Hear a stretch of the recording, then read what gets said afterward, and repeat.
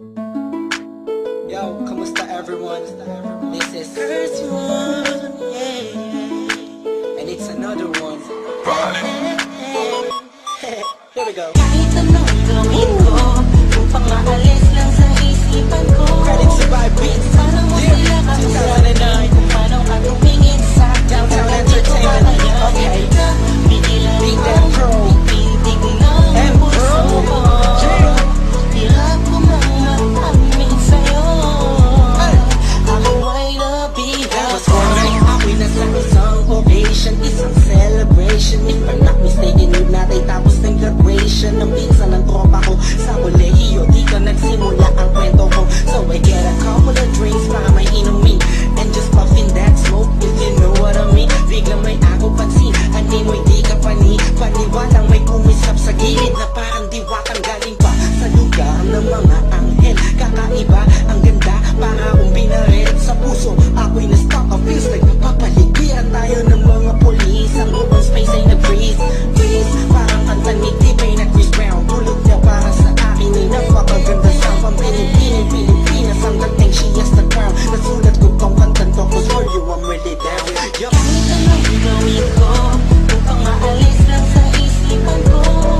Kung paano mo sila kausapin, kung paano ka tumingin sa akin. Talagang di ko kakayanin na pigilan ang pintig ng puso ko.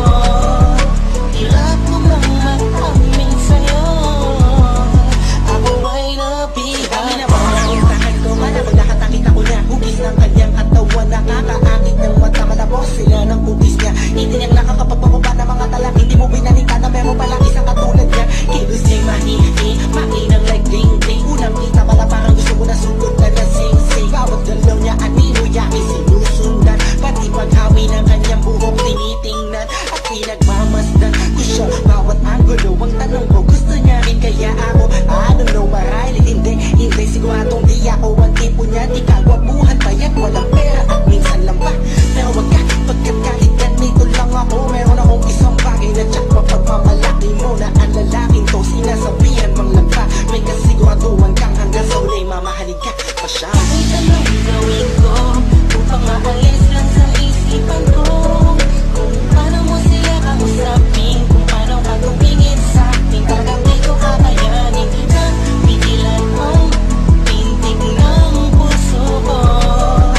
Hirap ko mang mag-amin sa'yo. Ako ay nabihag. Lumipas pagkatapos ng gabi na yun. Hanggang ngayon di ko siya kilala. Sino ba yun? Anong kayang pangalan niya? Wala akong idea.